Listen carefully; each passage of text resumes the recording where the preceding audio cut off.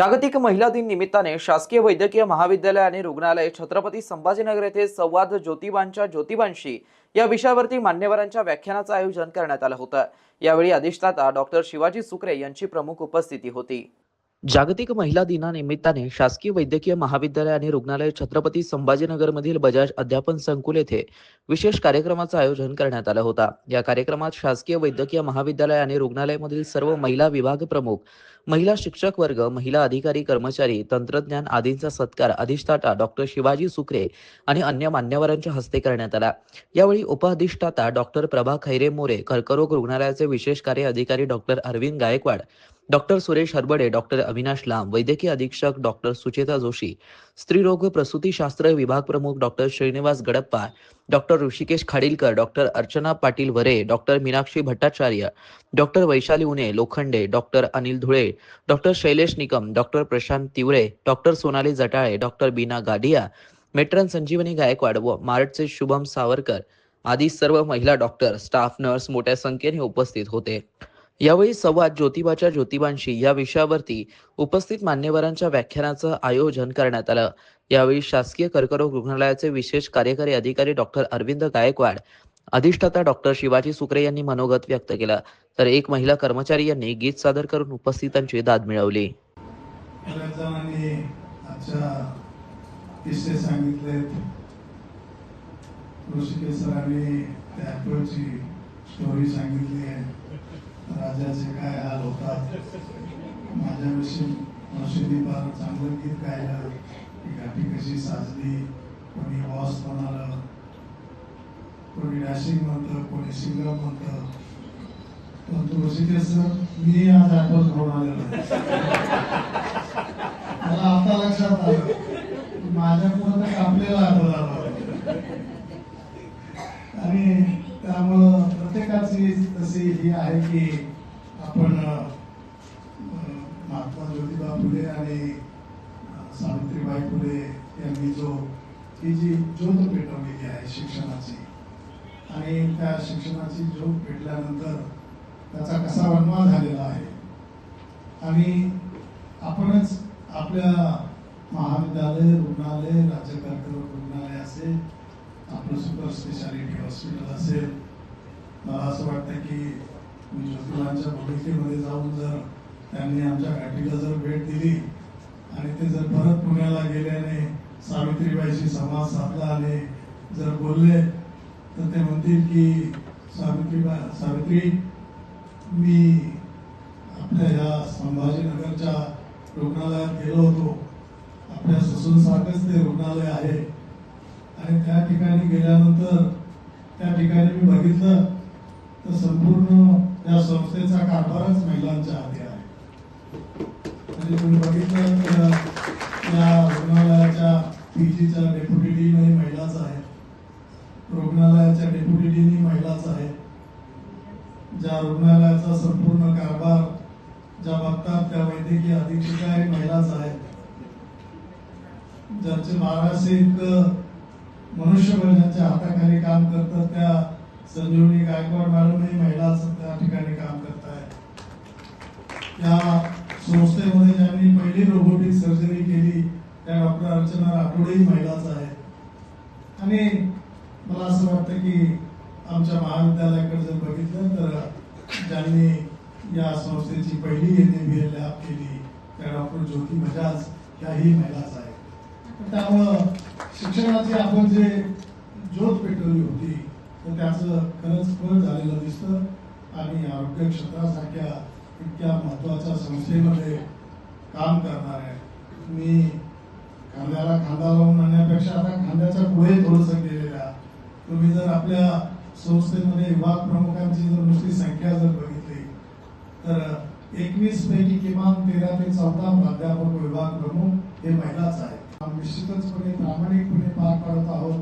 आपण आपल्या संस्थेचं नाव या राज्यामध्ये नव्हे या देशामध्ये अग्रगण्य करण्यामध्ये सतत पुढाकार घेत आहोत, आणि त्याच्यासाठी आता आपण बघतो आहोत की आपल्याकडच्या ज्या सोयी सुधारणा झाल्या त्याच्यामध्ये निश्चित मी सांगितल्याप्रमाणे आपल्या महिला निष्ठा प्राध्यापक विभाग प्रमुखच नाहीत तर आमच्या सहयोगी प्राध्यापिका असतील, सहाय्यक प्राध्यापिका असतील, आमचे निवासी डॉक्टर असतील, नर्सिंग स्टाफ आहे, तंत्रज्ञ आहेत, वर्ग 4 कर्मचारी आहेत, या सगळ्यांचा एक बोट बांधून आपण हे काम करत आहोत। आणि आपल्याला जे स्वप्न आता आपल्याला पडलेलं आहे, आपण जे स्वप्न पाहत आहोत की आम्हाला एम्सचा दर्जा मिळाला पाहिजे, एम्सचं स्टेटस मिळालं पाहिजे, तर मला असं वाटतं की महिलांच्या या सक्षमीकरणामधून असेल, महिलांच्या योगदानामधून असेल आणि आपण पाहिलेल्या या विजनमधून असेल, आपण हे निश्चित प्राप्त करूया।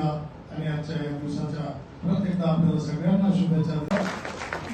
ज्योतिबांनी जे स्त्री शिक्षणाचं महत्त्व ओळखलं होतं, मुलींना असेल, महिलांना असेल, आताच मॅडमने सांगितलं की गायकवाड सरांनी सांगितलं की त्यांनी त्यांच्या घरापासून दूर जाऊन अस्पृश्य वस्तीमध्ये जाऊन त्या ठिकाणी ते स्वतः राहिले, त्या ठिकाणी त्यांना अनेक त्रासाला सामोरं जावं लागलं, परंतु त्यांनी आपलं कार्य सोडलं नाही। आणि आपण सध्या आपल्या आताच्या काळातही बघतो, चांगलं काम करताना तुम्हाला अनेक अडचणींना सामोरं जावं लागतं, अनेक प्रकारची बदनामी सहन करावी लागते, आणि तरी सुद्धा तुम्ही तुमचा मार्ग जर सोडला नाही तर मला असं वाटतं की आपणही ज्योतिबासारखंच एक सक्षमपणे आपलं काम करू शकतो, हे आपण जगाला दाखवून देऊ शकतो।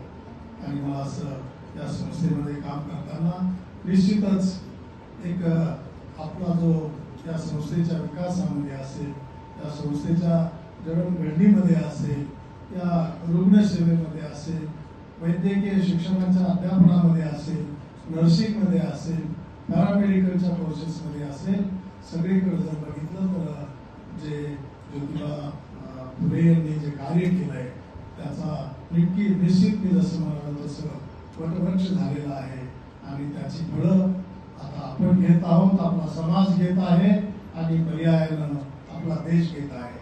आणि हेच मला असं वाटतं आजच्या जागतिक महिला दिनाचं यशस्वीपणा आहे, सक्सेस आहे। आणि आपण त्यामुळं आपले क्रांतिज्योती महात्मा ज्योतिबा फुले असतील, सावित्रीबाई फुले असेल, त्यांचे विचार जितके जास्त पुढे नेऊ तितका या देशाच्या स्त्रियांचा उद्धार होण्याला निश्चित मदत होईल, एक सक्षम स्त्री समाज निर्माण होईल, आपला समाज निर्माण होईल, आणि या देशाची प्रगती होण्यासाठी काही वेळ लागणार नाही। बाबतीत अनेक जे महान तत्वज्ञ होऊन गेले त्यांचे स्वतःचे असे कोटेशन्स आहेत। डॉक्टर बाबासाहेब आंबेडकर असं म्हणतात की if you want to measure progress of any nation then you have to measure the progress of women in that country. म्हणजे त्या महिलांचा विकास किती झाला, त्यांचं स्टेटस काय समाजातलं, त्याच्यावरनं त्या समाजाची किंवा त्या देशाचा प्रोग्रेस आपण मोजू शकतो। ओशो म्हणतात की पुरुष आणि महिलातला काय फरक आहे। पुरुष म्हणजे हे रॉक, एखादे असे खडक जे असतात ना, मोठे पहाड अशा, आणि स्त्रिया म्हणजे तो एक असा मुलायम असा प्रवाह आहे की असे अनंत खडक त्याच्यामध्ये कधी विरघळून जातात, त्या खडकाला सुद्धा कळत नाही। म्हणजे सृजनशीलता ती अशा प्रकारची आहे की त्याच्यामध्ये मार्दव आहे, परंतु येणाऱ्या सगळ्या कठीण कामाच्या पुढे निघण्याची जी काही त्यांच्यातली कुवत आहे, तर that is called as woman असं ओशो म्हणतात। आणि बाकी इतर सगळ्या धर्मग्रंथातलं आपण जर परिशोधन केलं तर काही म्हणतात की वाकड्या बागडीपासून स्त्रीची निर्मिती झालेली आहे, काही ठिकाणी अनेक बंधनात ती राहावी अशी काही सोय करून ठेवलेली होती। तर ह्या सगळ्या गोष्टीला संविधानामध्ये ज्यांनी बांधलं, आणि तुम्ही आम्ही जो मोकळा श्वास घेतो, तर त्याचं संपूर्ण श्रेय क्रांतिज्योती महात्मा ज्योतिबा फुले, सावित्रीबाई फुले आणि डॉक्टर बाबासाहेब आंबेडकरांच्या ह्या सर्व कर्तव्याला जातं, आणि आपण त्यांचे हजारो वर्ष ऋणात राहू शकतो असं मला वाटतं। स्त्रियांच्या बाबतीत आणखी काय महत्वाचं, ज्योतिबा काय म्हणत असतील इतर ज्योतिरावांशी चर्चा करताना मला असं वाटतं की हे बघ, मी मूळतः हुशार होतो, माझ्यामध्ये शिक्षण घेण्याची थोडी बहुत चुणूक होती, ती माझ्या वडिलांनी जाणली, परंतु मला खरा माझ्या जीवनाला आकार दिला ते मुन्शी गफार बेग आणि एक मिचल नावाचे माझे गुरुजी होते, त्यांनी मला घडवलं। आणि त्यांनी घडवल्यामुळे मी प्राथमिक शिक्षणाकडे आलो आणि प्राथमिक शिक्षण मी घेतलं. परंतु काही लोकांनी माझ्या वडिलांना फूस लावली आणि मला शिक्षण खंडित केलं. आणि मग नंतर पुन्हा असे प्रसंग आले की माझे एक नातेवाईक, तुम्हाला माहित आहे की ज्योतिबांची एक मावशी, तर ती एका ब्रिटिश अधिकाऱ्याकडे कामाला होती. तर जेव्हा त्या घरातलं वातावरण जेव्हा तिनं पाहिलं की इथे खूप सुबत्ता नांदते, यांच्याकडे सगळं व्यवस्थित आहे, याचं कारण काय तिनं विचारलं. तर ते ब्रिटिश अधिकारी त्याची मिसेस म्हणाली की हे शिक्षण घेतल्यामुळे याचा फायदा होतो.